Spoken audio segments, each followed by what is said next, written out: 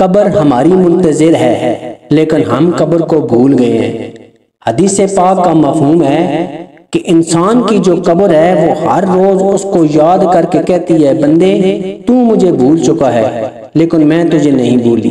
لیکن ہم نے قبر کی کیا تیاری کی ہے؟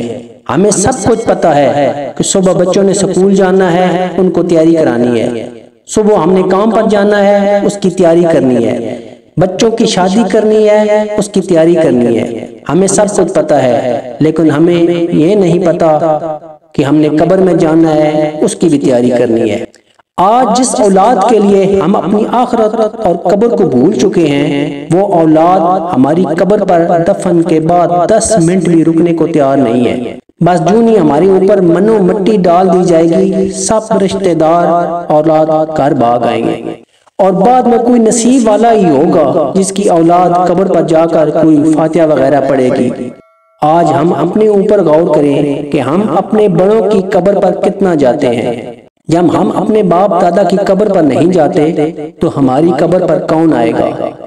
آج وقت ہے کہ ہم اپنی آخرت خراب نہ کریں اور قبر اور آخرت کی تیاری کریں۔